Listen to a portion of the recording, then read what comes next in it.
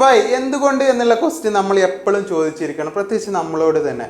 ചില ഇഷ്ടങ്ങൾ, ചില ആഗ്രഹങ്ങൾ, ചില പ്രത്യേക ഘട്ടങ്ങളിൽ നമുക്ക് പേടി വരുന്നു. ഈ സംഭവങ്ങളിലൊക്കെ കറക്റ്റായിട്ട് നമ്മുടെ മനസ്സിൻ്റെ അകത്ത് നമ്മൾ ചോദിക്കണം, വൈ എന്തുകൊണ്ട് എനിക്ക് ഇങ്ങനെ പ്രശ്നം വരുന്നു, എനിക്ക് ഇങ്ങനെ ആഗ്രഹങ്ങൾ വരുന്നു. പ്രത്യേകിച്ച് കരിയറൊക്കെ നമ്മൾ ഡിസൈഡ് ചെയ്യുന്നതിന് മുമ്പ് തീർച്ചയായിട്ടും നമ്മൾ ചോദിക്കേണ്ട ഒരു ക്വസ്റ്റ്യൻ ആണ് വൈ എന്തുകൊണ്ട് എനിക്ക് ഇങ്ങനെ ഒരു ആഗ്രഹം വരുന്നു, ഇതിനോട് കൂടുതൽ ഇഷ്ടം എന്തുകൊണ്ട് തോന്നുന്നു എന്നുള്ളത്.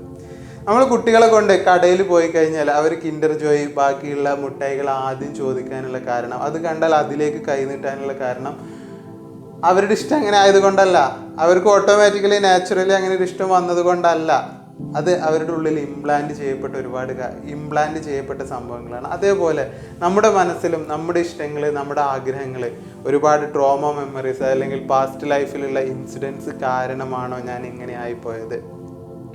ചിലപ്പോൾ നിങ്ങളുടെ ലൈഫിൽ നിങ്ങൾ തിരിഞ്ഞു നോക്കി കാണാൻ പറ്റും, ചില ഇൻസിഡൻറ്റുകളുടെ ശേഷമായിരിക്കും നിങ്ങളുടെ ലൈഫ് ആകെ മാറിയിട്ടുണ്ടാവുക.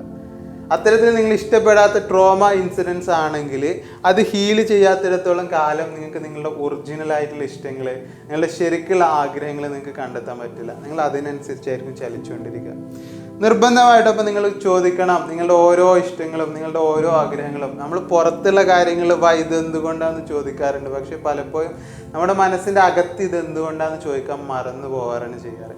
അവിടെയാണ് ആദ്യം നമ്മൾ ചോദിക്കേണ്ടത്, നമ്മുടെ മനസ്സിൻ്റെ ഉള്ളിൽ വൈ എന്നുള്ള ക്വസ്റ്റ്യൻ.